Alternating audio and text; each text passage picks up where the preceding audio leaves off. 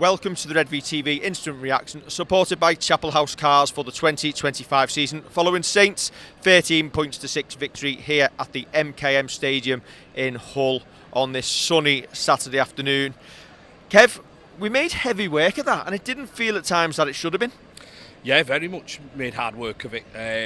Thought the first 20-30 minutes we were on top, looked good, and then for some reason just didn't continue with that. Went away from some of the basics, including trying to force plays early on in the tackle count. Hull grew into the game. I think we've shaded the win and deserved the win, just about. But we play like that next week, we're not beating Leeds. No, and that's not to say I think we played badly. We just maybe last minute execution. Oh, that Kev. Last minute execution of plays, probably wasn't the greatest as Dave tries and gets the bags back. Last minute execution of plays, you set the mic, wasn't the greatest. I think we could have been miles better with it, but we just weren't. We were off it. We were trying to force it, throwing it out wide.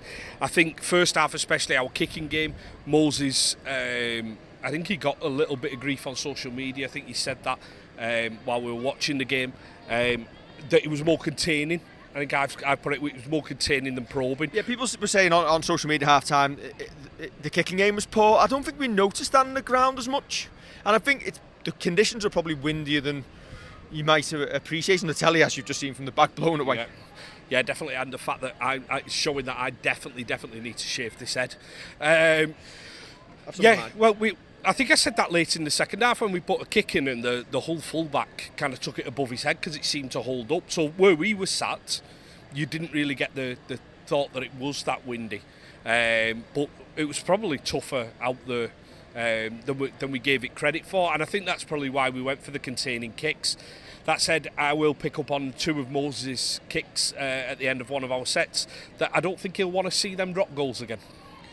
Yeah, I think I said halfway through the second half, if we're managing this game and you're going to kick a drop goal, the first one at the end of the first half, okay, it's the last kick of the game, it goes wherever else. But the way we set up for the first drop goal attempt was with Lomax running it in. Now, he should be the one who should have been there in the first place. As it is, Moses' one was terrible. Lomax actually gets us over the line. Listen, I said on the TV show this week that I wanted George Whitby in ahead of Moses. I didn't see the value of it. That said, I actually thought Moses went well in terms of the way he controlled the game. Uses smarts to get us out of some situations when he's getting chased down, just going round the man, just little bits that got us downfield. Yeah, I think that's the one that springs to mind straight away, where he kind of the chase is on him, but he manages to go round the outside and get his kick away and look like he should do. As one of your quarter players, you're looking to them for your clutch plays, and that's what he did. I think we both said that we wanted to see George Whitby play, but has Moses done enough to keep the shirt next week? Arguably so. People may look at his kicking game and say there wasn't enough variation and there wasn't enough kind of incisive kicks in behind, turn them round and make them field something a little bit tougher along the deck. But as we've seen from the wind here, maybe the holding it up was the tactic that he was given before the game. Yeah, do I prefer George Whitby in there? Yeah. Will that happen on Friday? Not based on that performance. Moses has done enough there then, given he's now been given the shirt, to keep it. Yeah, well, he's not done anything to lose it, has he? There's nothing where you think, I mean, he's dropped goals. Yeah, you're off them, mate. You're definitely off them. They've got to be Johnny's. You be the decoy runner. But he's not done badly. I think we all want to see that little bit of spark, that little bit of difference, bit of ingenuity. But before, I think we were 10 minutes into the game and you said we look like a functional team. Kyle Feldt, I thought, was very, very good. Early in the year, listen, was there a concern that you were looking at his pace and thinking maybe it's gone a little bit? But the hand injury is the best thing that could have happened to him, because he's come back. It looks like a different player. Looks more settled. Looks a lot more of a threat. Maybe that's the way the team settled down.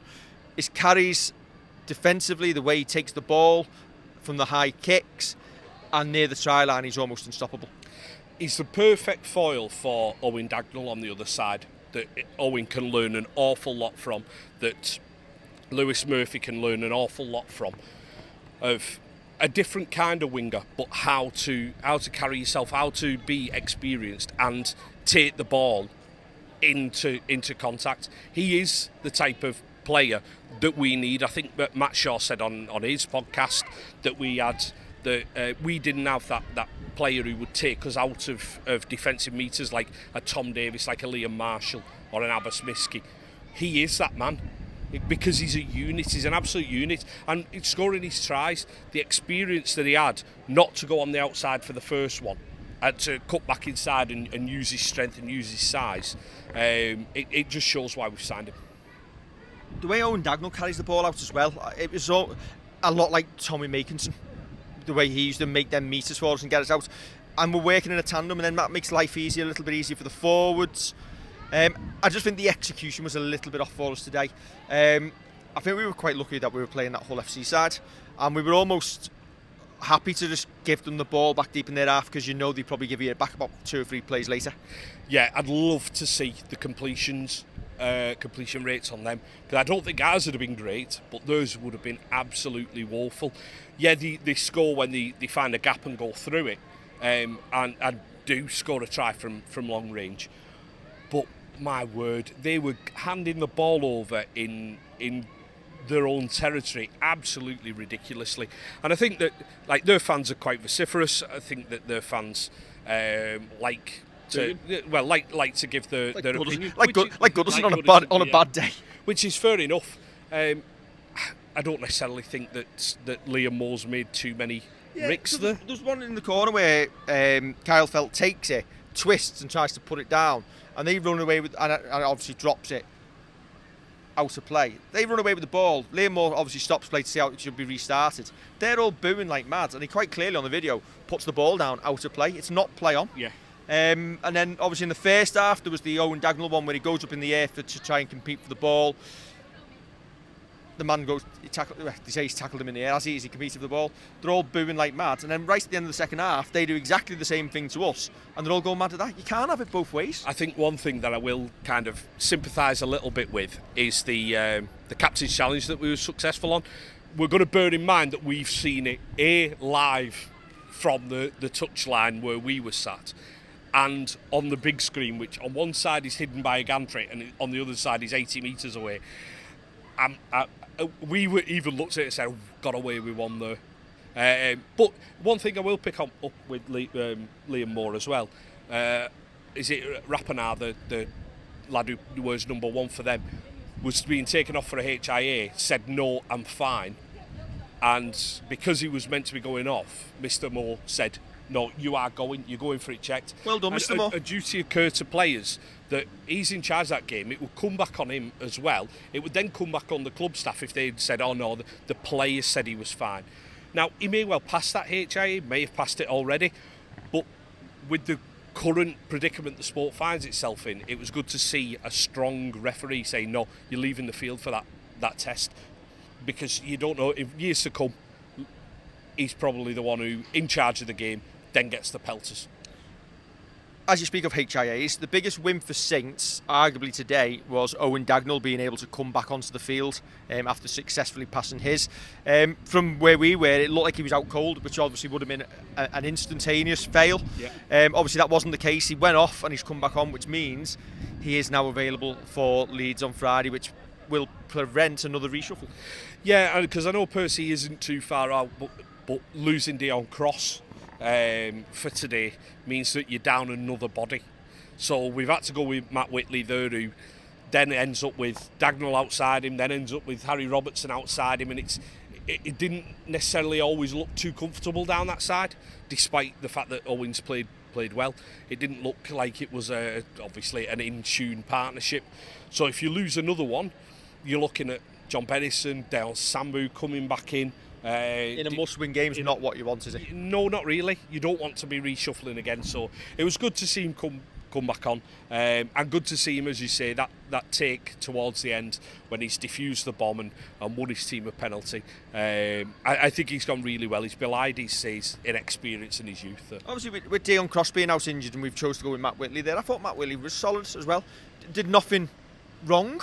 I think in the first half he had an opportunity to either go on his own or possibly set Owen away a little bit earlier.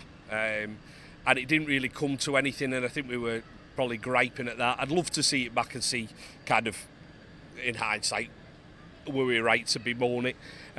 He's done okay. I don't think there's anybody else that you'd have kind of put in there, or you could put in there at centre at the minute. I know people like Owen Dagnall as a potential centre. I was talking to someone the other week who said he's an out-and-out winger who can do a bit at centre. Let's let the lad learn on the wing before we start trying to put him in a game that we need to win, because you need to turn that one over. That was a potential banana skin today. You need to win it, so leave him where he was and where he's played well today. Still not madly impressed with our use of the interchange, essentially trying to win the game with 15 players for the first 60 odd minutes.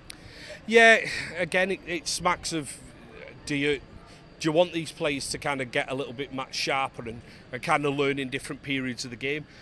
You look at Noah knows exactly what 55 minutes means to him. Get yourself ready to go on, because you've 58. Because you've got 12-15 minutes to go and play. He needs to do 2 stints for me. Jake Burns again. Because he could have done 2 stints instead of wasting Al coming off the field for 5 minutes to go back on. Yeah.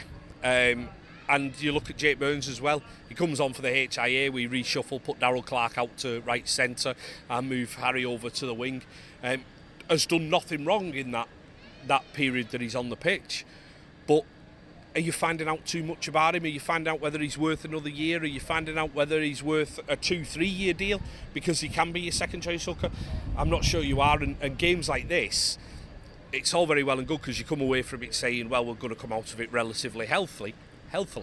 But what happens if Darryl Clark goes down next week, the week after, and you can move Moses there, but you've still not answered your question about whether Jake can be that second choice.